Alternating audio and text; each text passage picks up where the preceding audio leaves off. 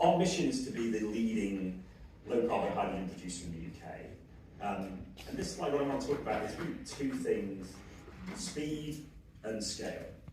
And scale of production is really important for two reasons. One is we need to start making a real dent into emissions, and you do that with scale. The second thing is the hydrogen infrastructure that's really needed to make a hydrogen economy, not just a hydrogen plant, needs scale. So as you can see, we are 1,000 megawatts production in our first phases. To give people a sense, that's the equivalent energy used by a city of Liverpool's scale. So it's very, very big.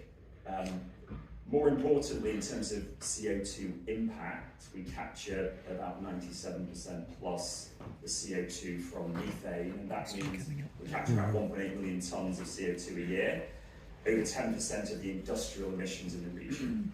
It's the equivalent of taking out 750,000 cars off the road. So we make a big dent in terms of scale. I think we'll hear a bit later from some of our key customers.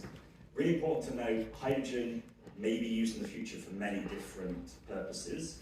Our first and foremost target customers, our key anchor customers, are big industrial manufacturing in the region.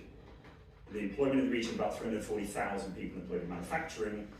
They really need a way to decarbonise, and they need scale as well for that. As you can see, we're not the only big blue hydrogen project. We were shortlisted by government last August. There are 4 projects. We are the only one in the HyNet region.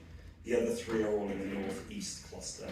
So, as people keep reminding me, no pressure, but it's really important we get our project up and running at the pace that we want. And I think, just lastly, in terms of scale, we believe we can do more like 4 gigawatts in the region. And to put that in perspective, that's about 40% of the government's 2030 target for low-carbon hydrogen. So given the manufacturing base, proximity to major urban areas, we really feel the Northwest is very well placed to deliver that scale that, is, like I said, is needed both for CO2 and industrial decarbonisation, but also for the infrastructure, the pipelines and the storage that will follow and grow a hydrogen economy, not just a hydrogen plant. Important to note, there's some, we also have some green hydrogen projects in the region. We need to see more of them. The government has also got targets for green hydrogen. You'll see them here on the scale. We have one ourselves at standby. There are constraints to doing green hydrogen at scale.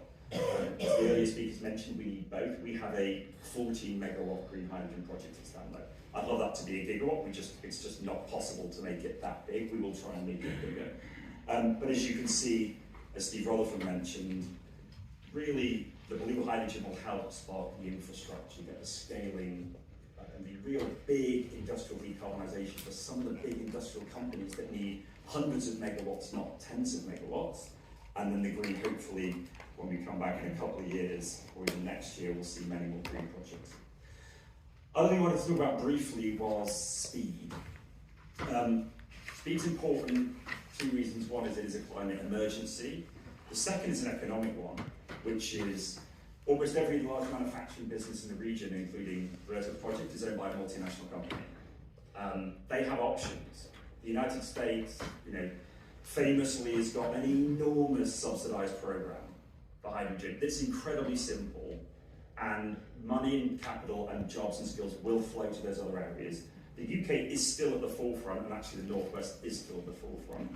But it's really critical. The first movers here will have huge advantages in terms of capturing the value add, job skills and otherwise.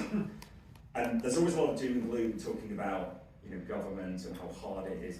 And it is hard and it's complicated, but I still believe we are ahead of everyone else. And for us on our project, we completed our front-end engineering design 18 months ago for our first plant.